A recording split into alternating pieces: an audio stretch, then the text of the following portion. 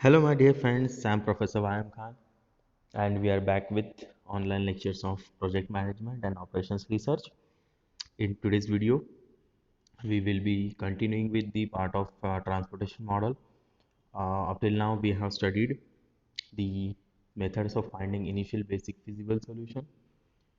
We have also studied the testing of this feasible solution, how to test whether the solution is optimal or not. So afterwards, we have also studied the stepping stone method to finding out whether the solution is optimal or not. And in today's video, we are going to continue this part for finding or testing the optimality of initial basic feasible solution by using MODI method. So this method is called as modified distribution method, also known as MODI or UV method, U-V method. So in stepping stone method, जो stepping stone method है, इसके अंदर हम क्या करते हैं, एक close path trace करते हैं. ठीक है, हर एक अनऑक्यूपाइड सेल के लिए, और उसका सेल इवैल्यूएशन जो है वो हम कैलकुलेट करते हैं, जैसे हमने इस स्टेप में किया है. ओके, यहाँ पर एक क्लोज लूप फॉर्म किया हमने. एक हमने क्या किया है, अनऑक्यूपाइड सेल को सेलेक्ट किया. ओके, जैसे 8 जो है, ये C2 जो सेल है या 32 जो सेल है, इसको सेलेक्ट किया. और इस अनऑक्यूपाइड सेल को हमने क्या किया, इस वैकेंट सेल को ऑक्यूपाइड सेल बनाया by giving some allocation here and by removing some allocation from other allocations. Okay, so हमने ऐसा allocation एक जगह से निकाला है और दूसरी जगह पर दिया है. तो ऐसा करने पर हम इसका सेल इवैल्यूएशन कैलकुलेट करते हैं, जिसकी मदद से हमको पता चलता है whether if I allocate there, अगर मैं वहाँ पर अलोकेट करता हूँ तो मुझे जो भी है सोल्यूशन में बेटरमेंट मिलेगा, बेटर सोल्यूशन मुझे मिलेगा या पुअरर सोल्यूशन मिलेगा, ये हम डिसाइड करते हैं on the basis of the cell evaluation. अगर प्लस सेल इवैल्यूएशन रहता है तो हम बोलते हैं कि उतने से कॉस्ट बढ़ेगा. जैसे कि +200 है तो यहाँ पर 200 से कॉस्ट क्या होगी, इंक्रीज होगी. और उसी तरीके से सेल इवैल्यूएशन अगर माइनस है तो वहाँ पर 100 से कॉस्ट क्या होगी, डिक्रीज होगी. तो ये हमने ऑलरेडी डिस्कस किया है, राइट. सो ये सब जो हम करते हैं, इसमें हम हर एक सेल के लिए, हर एक अनऑक्यूपाइड सेल को मार्क करते हैं, ट्रेस करते हैं उससे रिलेटेड लोकेशंस को, और फिर हम क्या करते हैं, ये ट्रेसिंग करने के बाद में हर एक का सेल इवैल्यूएशन कैलकुलेट करते हैं. तो ये प्रोसेस जो है ये बहुत लेंथी है. ओके, इसको टाइम ज़्यादा लग जाता है, और अगर कोई बड़ा प्रॉब्लम रहा तो इस बड़े प्रॉब्लम में तो और ये ज़्यादा डिफ़िकल्ट हो जाएगी. जैसे यहाँ पर सिर्फ 4 का था तो 4 के लिए ही हमको काफ़ी समय लग गया था. ओके, सो अगर 7-8 एलोकेशंस का रहेगा या ज़्यादा नंबर ऑफ रोज और ज़्यादा नंबर ऑफ सेल कॉलम्स का रहेगा तो मुश्किल हो सकती है. सो ऐसे समय पर हम मोडी मेथड का इस्तेमाल करते हैं, जिसको मॉडिफाइड डिस्ट्रीब्यूशन मेथड बोलते हैं, जिसमें हम सिर्फ एक बार क्लोज पाथ ट्रेस करते हैं. सिर्फ एक बार क्या करेंगे, हम क्लोज पाथ ट्रेस करेंगे और सभी सेल्स का, और क्या करेंगे, हम सभी सेल्स का एक साथ इवैल्यूएशन करेंगे. सभी सेल का एक साथ क्या करेंगे, इवैल्यूएशन करेंगे. सभी सेल मतलब सभी अनऑक्यूपाइड सेल्स, सभी वैकेंट सेल्स का एक ही साथ में इवैल्यूएशन हम करने वाले हैं. ठीक है, सो कैसा करेंगे वो समझने के लिए हम एक टेबल ले लेते हैं. सो सबसे पहले मोदी मेथड या यूवी मेथड की सब स्टेप 1 समझते हैं. सो इस सब स्टेप 1 में हमको क्या करना है, we are to set up a cost matrix for allocated cells.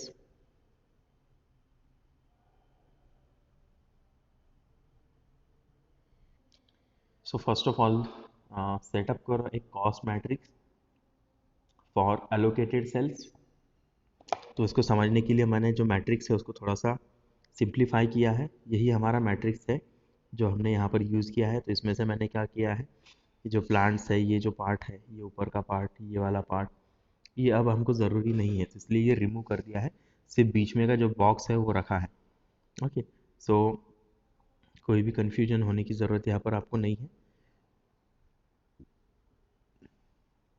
सो इसमें हमको सबसे पहले जो अलोकेटेड सेल्स है, इसका कॉस्ट मैट्रिक्स लिखना है। कौन सा matrix? Cost matrix. Cost matrix में हम क्या करेंगे, जो भी एलोकेटेड सेल्स है सिर्फ इन सेल्स के अंदर की कॉस्ट हम एक नए मैट्रिक्स में लिखेंगे, जैसे यहाँ पर हमने लिखा है। सो ये पहला जो है इसमें 2 है कॉस्ट, दूसरा जो है इसमें 3 है कॉस्ट, ये जो है इसमें 5 है, इसमें जो है तो 15 है, इसमें 9 है तो ये 9 है, इसमें 1 है तो 1 है। ये सिर्फ हम क्या लिख रहे हैं, we are just only writing the cost of a cell which is been allocated, जो अलोकेट की गई है। ये हमारी सब स्टेप 1 है। सबसे पहले ये स्टेप आपको करना है, और जो वैकेंट सेल्स है उनको एज इट इज़ रखना है, वैकेंट रखना है। ठीक है। ये होने के बाद में सब स्टेप 2 में हम इंट्रोड्यूस करते हैं ड्यूअल वेरिएबल्स। ये ड्यूअल वेरिएबल्स क्या है, तो ये ड्यूअल वेरिएबल्स हम बोलते हैं यू आई एंड वी जे, इसीलिए इस मेथड को बोला जाता है यू वी मेथड। अब ये ड्यूअल वेरिएबल्स क्या रहते हैं, so they are nothing but addition of your U I plus V J, so it will give us the cost of the cell. जैसे कि ये जो सेल है इसकी कॉस्ट कितनी है, 2 है, तो ये जो 2 आया है ये कहीं किसी के यू आई से प्लस किसी के वी जे से आया है। अब ये यू आई कौन सा रहेगा, तो यू आई हम लिखते हैं रोज में और वी जे लिखते हैं हम कॉलम में। तो ये जो C11 आया है, it has been obtained from U1 plus V1। क्योंकि इन दोनों को ऐड करके मुझे ये 2 यहाँ पर मिला है। अब ये यू आई और वी जो है, ये जो ड्यूअल वेरिएबल्स है, ये हमारे मैट्रिक्स के अंदर एग्जिस्ट नहीं करते, ये हमको इंट्रोड्यूस करना है। We have to introduce this dual variables. ये हमारे मैट्रिक्स में कहीं पर भी लिखे हुए नहीं हैं, बट ये आउट ऑफ द मैट्रिक्स रहते हैं। तो इसको हम कैसा लिखते हैं, तो इसको हम कुछ इस तरीके से यहाँ पर लिखते हैं। ठीक है। सो जो भी यू रहेंगे वो हम इस रो के बाजू में लिखेंगे, मतलब इस साइड में लिखेंगे जहाँ पर हमने प्लांट्स लिखे थे उस जगह पर, और वीजेस जो है वीजे जो रहेंगे ये सभी हम ऊपर के साइड में लिखेंगे टॉप में। ठीक है, जहाँ पर हमने डिस्ट्रीब्यूशन सेंटर्स लिखे थे, यानी कि हमारे डेस्टिनेशंस लिखे थे। तो यहाँ पर आते हैं हमारी यू आई और वीजे। अब ये यू आई और वीजे जो है ये हर एक सेल के लिए एक एक यू आई और एक एक वीजे निकलेगा। जैसे ये सेल है 2 है, तो इसके लिए यहाँ पर एक आएगा, इसके लिए यहाँ एक आएगा, इसके लिए यहाँ आएगा, यहाँ पर एक, यहाँ पर एक, यहाँ पर एक, यहाँ पर एक। सो ऐसे जितने मेरे m+n हैं, जितने मेरे m+n हैं यानी 7 हैं, तो उतने ही मेरे यू आई और वीजेज रहेंगे। 7 मेरे m+n है, तो मेरे 7 क्या रहेंगे, यू आई और वीजे कुल मिलाकर 7 रहेंगे। सो मुझे यू आईज कैसी फाइंड आउट करनी है, इंट्रोड्यूस ड्यूअल वेरिएबल्स तो बोल दिया, मुझे कैसी फाइंड आउट करना है, तो in such a way that U I plus V J is equals to what, C I J. अगर मैं आपको बोलूँ X plus Y is equals to say 2 है, तो मुझे अगर x की वैल्यू निकालना है तो मुझे y पता होना चाहिए, या y की वैल्यू निकालना है तो मुझे x पता होना चाहिए। मतलब इन 3 क्वांटिटीज़ में से 2 क्वांटिटी अगर आपको नोन है तो आप क्या कर सकते हो, तीसरी क्वांटिटी कैलकुलेट कर सकते हो। तो मेरे पास में जो है ये यू आई जो है वो हो गया मेरा x, ये वी जे जो हो गया वो मेरा y, और ये जो कांस्टेंट आप देख रहे हैं सी आई जे जो है, तो वो यहाँ पर मेरे पास अवेलेबल है। देखो ये C I J, this is cost of the cell. उस सेल की क्या है वो कॉस्ट है। ये कहाँ से मिली है हमको, कॉस्ट मैट्रिक्स से। सो इसी कॉस्ट मैट्रिक्स में हम यू आई और वी जे इंट्रोड्यूस करेंगे। सो सबसे पहली चीज़ क्या करना है, हमको दोनों में से कोई तीनों क्वांटिटीज़ में से कोई 2 क्वांटिटीज़ पता होनी चाहिए, तभी हम क्या कर सकते हैं, जो सोल्यूशन है उसको फाइंड आउट कर सकते हैं। तो हमारे पास में एक भी यू आई नहीं है, एक भी वी जे नहीं है, तो शुरुआत कैसी की जाए, तो शुरुआत आप कर सकते हैं, कोई भी एक वी जे को या यू आई को क्या करो, ज़ीरो ट्रीट करो। Treat one of the U I और V Js as zero. So मैं ये जो सबसे पहला वाला वी जे जो है इसको ज़ीरो करता हूँ। ओके, अब इसकी मदद से मैं बचे हुए यू आईज और वी जेज फाइंड आउट करूँगा। कैसे फाइंड आउट करूँगा, by using this formula U I plus V J. So देखो मेरा मेथड क्या बताता है, सी आई जे क्या है, यू आई है और प्लस वी जे है। सो देखो इस सेल के लिए मेरे पास कॉस्ट है कितनी है, 2 है सी आई जे बराबर। इसका वी जे मुझे पता है यानी वाई पता है, कितना है वाई, 0 है। सो मैं क्या यू आई कैलकुलेट कर सकता हूँ, yes I can calculate U I. तो यू आई कितना हो जाएगा, it will become 2।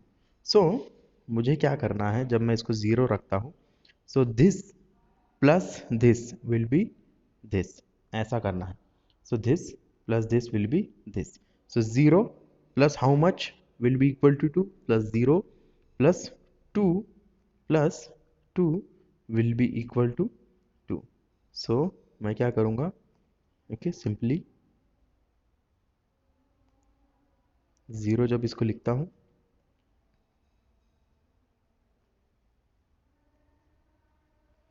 So this plus this is equals to this. So ये 0 प्लस 2 इज इक्वल्स टू 2 हो गया। तो ये एक मुझे UI मिल गया, U1 मिल गया। ठीक है, अब इस U1 की मदद से मैं यहाँ का VJ फाइंड आउट कर सकता हूँ। कैसे? So this plus this is equals to this. So this one plus this one is equals to this one. Okay, so ये और ये जब मैं ऐड करूँगा तो ये आंसर आएगा। So 2 plus how much is equals to 3। So 2 plus 1 is equals to 3। तो ये मुझे एक और क्या मिल गया, UI मिल गया। ओके, सॉरी VJ मिल गया। इसी तरीके से मैं नेक्स्ट वाला कैलकुलेट करूँगा। कौन सा कैलकुलेट किया जा सकता है? सो ये 5 के लिए किया जा सकता है। तो कैसे? So this 0 plus this is equals to 5। So 0 plus how much is equals to 5। So 0 plus 5 is equals to 5। तो ये आ गया मेरा एक VI। ओके, सिमिलरली मैं इस 15 के लिए कर सकता हूँ। कैसे? So this plus this is equals to 15। So 5 plus how much is equals to 15। So 5 plus 10 is equals to 15। तो ये मेरा और एक VJ आ गया। Similarly 5 5 plus how much is equals to 9। So 5 plus how much is equals to 9। So 5 plus 4 is equals to 9। So ये आ गया मेरा एक और VJ। अब इस VJ की मदद से मैं ये आखिरी वाला UI निकालूंगा। कैसे?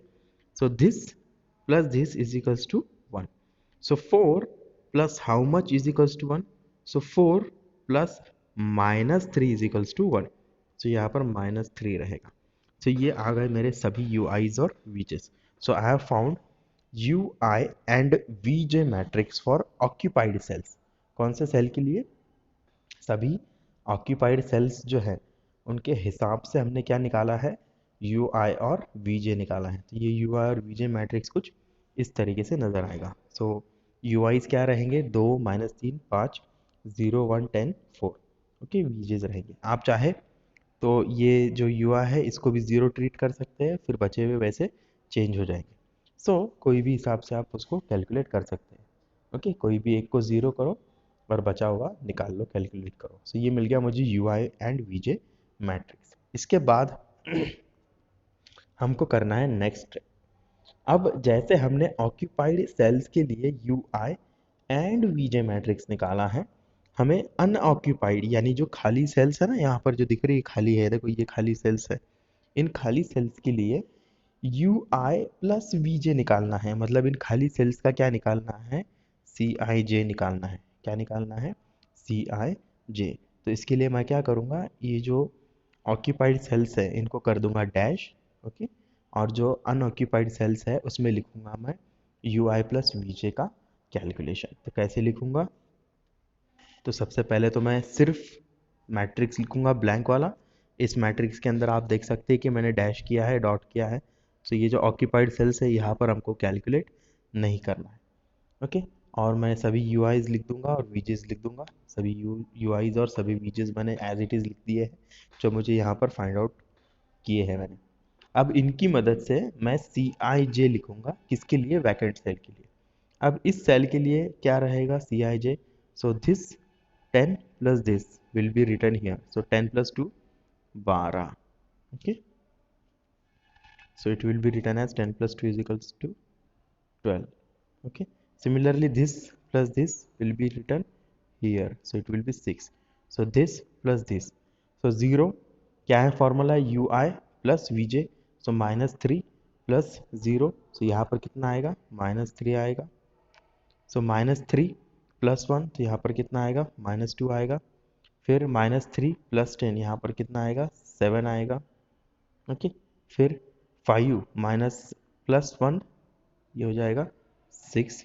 ओके, इस तरीके से मैंने सभी अनऑक्यूपाइड वैकेंट सेल्स के लिए क्या निकाल दिया है, CIJ निकाला है। So it is called UI plus VJ matrix. इसको हम क्या बोलते हैं, UI plus VJ matrix for which cell, unoccupied cells, unoccupied cells. Okay, so ये हो गई हमारी स्टेप नंबर 3। ओके, इसमें हम देखो कोई भी इसका इंडिविजुअली नहीं निकाल रहे, हम सभी इसको एक साथ निकाल रहे हैं। इसके बाद रहेगा स्टेप नंबर 4, सब स्टेप नंबर 4। अब हमको क्या करना है, जो UI VJ मैट्रिक्स हमको मिला है, ये जो मैट्रिक्स हमको मिला है UI प्लस VJ मैट्रिक्स, इस UI प्लस VJ मैट्रिक्स को सब्ट्रैक्ट करना है हमारे ओरिजिनल मैट्रिक्स की कॉस्ट में से। तो ये हमको एक कॉस्ट मिल गई, ठीक है। ये जो भी कॉस्ट है ये किसके लिए है, हमारे अनऑक्यूपाइड सेल्स के लिए ये हमको कॉस्ट मिली है। This is opportunity cost of cells. Okay, these are our opportunity cost of cells, various cells. Okay, यहाँ पर इतनी अपॉर्चुनिटी में भी हमको मिल सकती है। अब हम क्या करेंगे, इस UI प्लस VJ मैट्रिक्स को इस मैट्रिक्स में से सब्ट्रैक्ट करेंगे। मतलब जो अनऑक्यूपाइड अपने नंबर जो निकाले हैं ना अभी, ये वाले नंबर्स, इनको सब्ट्रैक्ट करना है इन नंबर्स में से। तो 11 minus 12, 7 minus 6, 1 minus minus plus 3, 6 minus minus 7, 0 minus minus 2। Okay, ऐसा इनका क्या करना है, अभी हमको सब्ट्रैक्शन करना है। तो ये हम करेंगे यहाँ पर। तो ये हमने लिख दिया ओरिजिनल कॉस्ट मैट्रिक्स, जो कॉस्ट मैट्रिक्स है ओरिजिनल वो ऐसा लिखा। ये हमारा UI प्लस VJ मैट्रिक्स, अब इससे मिलेगा मुझे फाइनल नेक्स्ट वाला मैट्रिक्स। ओके, सो कैसा मिलेगा, सो 11 माइनस 12 माइनस 1 हो जाएंगे, 7 माइनस 6 प्लस 1 होंगे, माइनस 3 माइनस 1 प्लस 4 हो जाएंगे। Okay, so it will become minus, sorry, 1 minus minus plus 3, so it will become 4, then 0 minus minus plus 2, so यहाँ पर आ गया 2, so 6 minus minus plus 7, so यहाँ पर आ गया 6, sorry this is not minus here, जो है ये 7 जो है ना इसमें का ये माइनस नहीं है, 6 माइनस 7 कितना है, -7 है क्या, हाँ it is -7। Okay, so how is that happening, हाँ yes it is not minus here, ये जो -7 आया है ना ये -7 नहीं है, 10 -3, दिस इज +7 ना, सॉरी दिस इज +7, प्लीज यहाँ पर एक करेक्शन कर लो। सो ये +7 है, तो ये +7 के हिसाब से यहाँ पर 7 रहेगा, it will be 7 here +7, so 6 minus 7 will become -1। सो इस तरीके से कुछ ये मैट्रिक्स हमको यहाँ पर मिलने वाला है। अब ये जो मैट्रिक्स है, ये जो सब स्टेप 4 के बाद आने वाला मैट्रिक्स है, ये हमारा इंपॉर्टेंट मैट्रिक्स है। इसको हम बोलते हैं सेल इवैल्यूएशन मैट्रिक्स।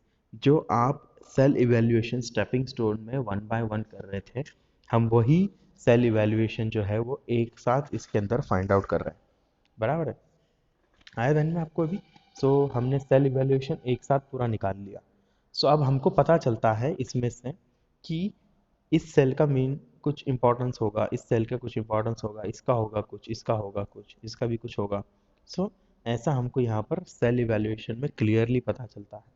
तो क्या उनका इंपॉर्टेंस है, क्या उनका सिग्निफिकेंस है, हमने देखा कि हमने जो स्टेपिंग स्टोन मेथड की जब उसमें सेल इवैल्यूएशन निकाला, तो अगर उसमें माइनस आता है तो हम क्या बोलते हैं कि वहाँ पर हम कॉस्ट को बेटर कर सकते हैं। अगर प्लस आता है तो वहाँ पर कॉस्ट बढ़ जाएगी, अगर ज़ीरो आता है तो कॉस्ट उतनी ही रहेगी। सो इसका मीनिंग क्या है, इस सेल इवैल्यूएशन का मीनिंग क्या है, it means same. So signs of cell evaluation matrix and their significance. So अगर नेगेटिव साइन दिखती है आपको सेल इवैल्यूएशन में, सो नेगेटिव सेल इंडिकेट करता है कि अगर उस सेल के ऊपर एलोकेशन दिया जाए, मतलब इस सेल के ऊपर अगर यहाँ पर अगर हम कोई एलोकेशन दें, तो ये एलोकेशन क्या करेगा, हमारी कॉस्ट को -1 यूनिट से कम कर देगा। अब हमारी यूनिट्स जो है वो हंड्रेड्स में है, तो यानी ये कितने से कम करेगा, हमारी कॉस्ट को 100 रुपये से कम कर देगा। सेम यहाँ पर माइनस साइन है, तो ये भी क्या इंडिकेट करेगा, हमारी कॉस्ट कितने रुपए से कम हो जाएगी, 100 रुपये से कम होगी। सो सेल इवेल्युएशन में अगर नेगेटिव आता है तो इसका मतलब है कि we can go for better solution. So this solution is not optimal solution. Optimal solution ये नहीं है, इससे और ऑप्टिमल सोल्यूशन यहाँ पर हमको मिल सकता है. इसलिए हम इससे नेक्स्ट वाली स्टेप में जाएंगे. अगर सेल इवैल्यूएशन माइनस आता है तो इससे नेक्स्ट वाली स्टेप क्या है? सो इटरेट टूवर्ड्स ऑप्टिमल सोल्यूशन, मतलब ऑप्टिमल सोल्यूशन की तरफ बढ़ो, उसको ढूंढो. ठीक है. सो ये माइनस आता है तो ये इंडिकेट करेगा. अगर प्लस आता है तो प्लस का मीनिंग ये है कि यहाँ पर अगर हमने कोई यूनिट अलोकेट किया, मतलब यहाँ पर अगर हमने अलोकेशन दिया तो उतने रुपए से हमारी कॉस्ट क्या हो जाएगी? इंक्रीज होगी. जैसे 4 पे अगर अलोकेट किया तो 4 यूनिट से हमारी कॉस्ट बढ़ जाएगी. तो एक यूनिट कितने का है हमारा? यहाँ पर 100 का है. तो 400 रुपये से हमारी कॉस्ट क्या हो जाएगी? इंक्रीज हो जाएगी. सेम 2 के लिए है, 200 से बढ़ेगी, यहाँ पर भी 200 से, यहाँ से भी 100 से बढ़ेगी. तो सिर्फ -1 पे कम होने वाली है.